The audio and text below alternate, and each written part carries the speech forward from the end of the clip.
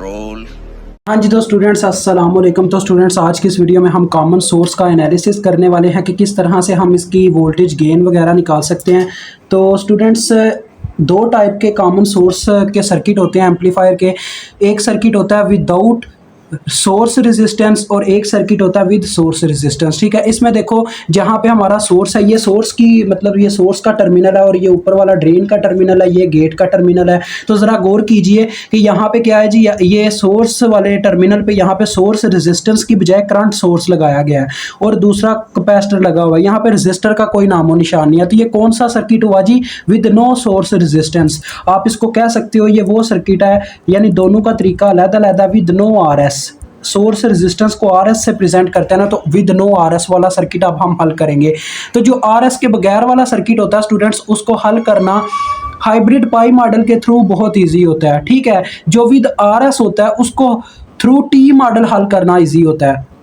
ठीक है, मेरी स्कीम जो है ना जहन में बिठा लो, ये अब है विद नो आरएस। तो हम कौन सी स्कीम लेंगे? अपनी हाइब्रिड पाई मॉडल वाली। तो चलो वो इसका हाइब्रिड पाई मॉडल ड्रा करते हैं। हाइब्रिड पाई मॉडल के जरा रूल सुनिएगा। हाइब्रिड पाई मॉडल ड्रा करने का असूल है कि सबसे पहले आपने जितने भी कैपेसिटर लगे हुए हैं, कपलिंग कैपेसिटर या बाईपास कैपेसिटर जितने भी लगे हुए हैं, CC1 CC2 CS, इन सबको शॉर्ट कर देना है। ठीक है, और उसके बाद आपने वोल्टेज सोर्सेज को, डीसी वोल्टेज सोर्सेज को क्या करना है? ये एसी वोल्टेज सोर्स है, ये चीज याद रखिएगा। डीसी वोल्टेज सोर्सेज को शॉर्ट करके ग्राउंड करना है और करंट सोर्सेज को ओपन कर देना है। This is the main category of hybrid pi model. ठीक है, तो चलो आओ स्टार्ट करते हैं। सबसे पहले यहां से मैं बनाना स्टार्ट करने लगा हूं सर्किट। ये आपके सामने ऊपर सर्किट है और ये मैं नीचे बना रहा हूं हाइब्रिड।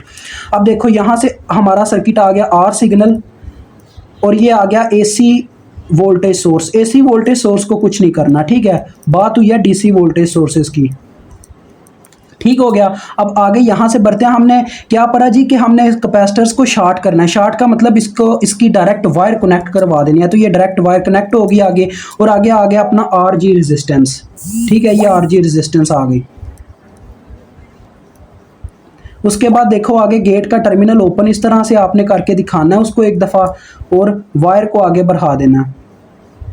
अब इनके सेंटर में स्टूडेंट्स क्या होता है जी, यहाँ पे देखो आपको पता है मॉसफेट के अंदर इनपुट रेजिस्टेंस जीरो होती है, क्योंकि मॉसफेट को बनाए इसी वजह से गया था ताकि इसकी इनपुट रेजिस्टेंस को खत्म किया जा सके बीजीटी को। लिहाजा इसके अंदर कोई रेजिस्टेंस नहीं होती। इस वजह से ये जो है ना इसका सोर्स के साथ ओपन रिलेशन होता है। तो ओपन रिलेशन मतलब कि इसके सेंटर में जो वोल्टेज एग्जिस्ट करते हैं उनको हम कहते हैं gate to source voltage, VGS उनको कहा जाता है। ठीक है, आगे देखो अब मैं सोर्स का टर्मिनल नीचे की तरफ खोलने लगा। ये सोर्स का टर्मिनल ओपन हो गया। अब हमने सोर्स के टर्मिनल के लिए रूल हमने क्या पढ़ा जी हाइब्रिड पाई मॉडल का, कि जो करंट सोर्सेज है उनको ओपन करना है। तो इसको जब मैं ओपन करूंगा करंट सोर्स को, डीसी करंट सोर्स को, तो ये तो वायर ही खत्म हो जाएगी। और कैपेसिटर को शॉर्ट करना है, तो लिहाजा डायरेक्ट करंट इसमें से गुजरेगी, कैपेसिटर शॉर्ट होगा मतलब कि ये डायरेक्ट ग्राउंड से कनेक्ट हो जाएगा। तो ये काम हो गया सोर्स का। ठीक है, उसके बाद हमने एक करंट इसके अंदर एक करंट सोर्स लगाना होता है, डिपेंडेंट करंट सोर्स, जिसका नाम आपको पता क्या रखते हैं? GM multiply by that voltages जो यहाँ पे एग्जिस्ट करते हैं वो वाले वोल्टेजेस के साथ हम इनको मल्टीप्लाई करवाते हैं। तो ये VGS इसके साथ मल्टीप्लाई हो जाएगा, क्योंकि यहाँ पे मैंने VGS वोल्टेज ली है। उसके बाद देखो जी हमारे पास क्या होता है, यहाँ से साइड शुरू हो जाती है ड्रेन साइड, ड्रेन वाली साइड। तो देखो स्टूडेंट्स ऊपर RD रजिस्टर है, उससे पहले एक रजिस्टर आता है R0 के नाम से। ठीक है, उसको आप डायरेक्ट ग्राउंड भी लिख सकते हो या इसके कनेक्ट कभी करवा सकते हो, क्योंकि इससे भी कनेक्ट होकर उसने ग्राउंड ही होना होता है। तो ये R0 नाम का एक रजिस्टर होता है जिसको हम R0 से प्रेजेंट करते हैं। उसके बाद ड्रेन साइड शुरू होगी। देखो स्टूडेंट एक वायर ऊपर जा रही है, एक इस तरफ जा रही है। हम पहले ऊपर वाली वायर की बात करें तो RD रजिस्टर के साथ एक वोल्टेज सोर्स लगा जो कि DC वोल्टेज सोर्स है, जिसे हमने शॉर्ट करके ग्राउंड कर देना है। तो ये इस तरह से फिर हो जाएगा, RD आ गया और नीचे ग्राउंड का टर्मिनल आ गया, ये RD आ गया अपना। उसके बाद अब हम इस वायर की बात करते हैं। तो देखो मैंने कपलिंग कैपेसिटर को शॉर्ट कर दिया, अपना आगे RL रजिस्टर आ गया। ठीक है, और RL आपको पता है RL के क्रॉस क्या है जी, हमारे आउटपुट वोल्टेज है जिनका नाम है V0। बस कहानी खत्म, हाइब्रिड का मॉडल ड्रा हो गया। अब बात आती है हम इनके क्या लें कि वोल्टेज गेन इनके थ्रू कैसे फाइंड आउट करते हैं। वोल्टेज गेन फाइंड आउट करने का स्टूडेंट्स काफ़ी इजी तरीका है इसमें, अपने जो जिसमें RS नो हो, मतलब कि सोर्स रजिस्टर ना हो, वो ये है स्टूडेंट्स कि हमारे पास पता है आपको AV का मतलब क्या होता है जी, output voltage divided by input voltage. इसके लिए आउटपुट V0 है जबकि इनपुट V सिग्नल है। ठीक है। हमने इसको दो हिस्सों में तकसीम कर लेना होता है। ये जो यहाँ पे वोल्टेज होते हैं ना आर जी रजिस्टर के क्रॉस, उनसे मल्टीप्लाई और डिवाइड करके देखो वीजीएस वोल्टेज है इसके क्रॉस, तो लिहाजा मैं क्या करूँगा, वीजीएस से मल्टीप्लाई भी करवाऊंगा और वीजीएस से डिवाइड भी करवाऊंगा। क्यों? क्योंकि मैं पता क्या करूंगा, इसकी मदद से इनपुट साइड को अलहदा से एनालाइज करूंगा और आउटपुट साइड को अलहदा से एनालाइज करूंगा, ताकि मेरा तरीकाकार इजी हो जाए और मैं कहीं पे डाउटफुल ना रहूं। तो देखो ये मेरे पास बन जाएगा, देखो students we not over VGS, ये मैंने इसको अलहदा कर लिया और VGS ओवर V सिग्नल को अलहदा कर लिया। ये जो VGS ओवर V सिग्नल वाली साइड है ये इनपुट साइड है, और ये जो V नॉट ओवर VGS वाली साइड है ये आउटपुट वाली साइड है। अब मैंने इन दोनों को मालूम करना, मुझे AV मालूम हो जाएगा।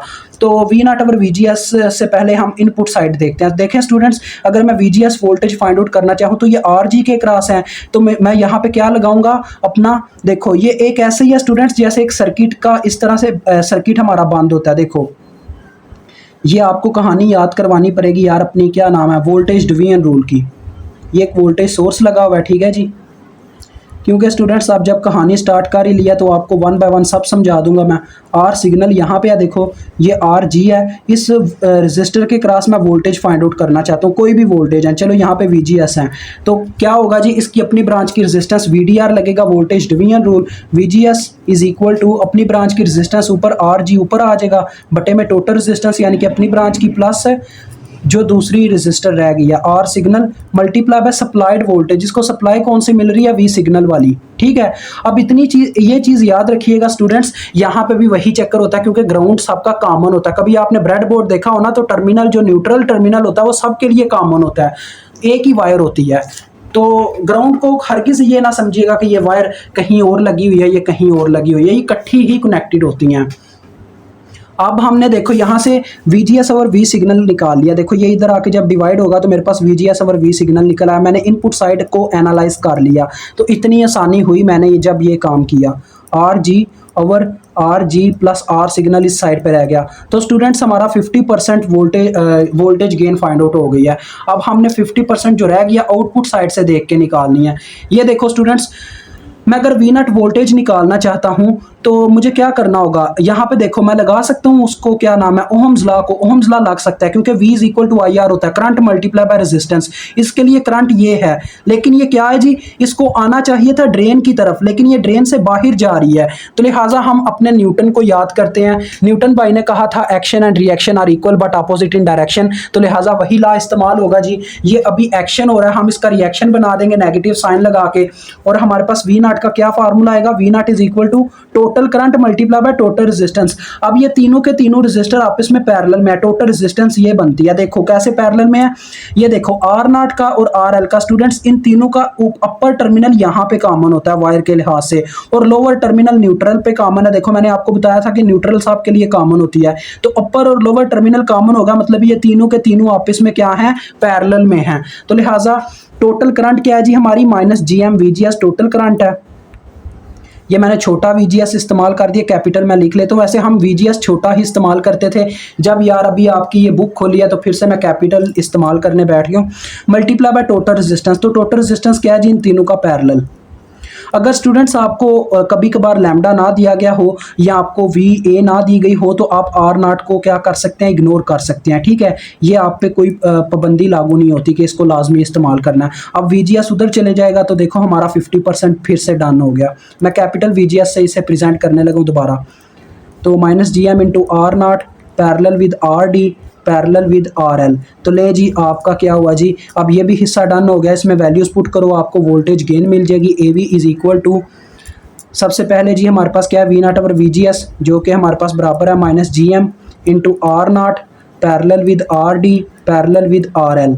उसके बाद है हमारे पास multiply by VGS over V signal जो कि बराबर आया था RG over RG plus R signal.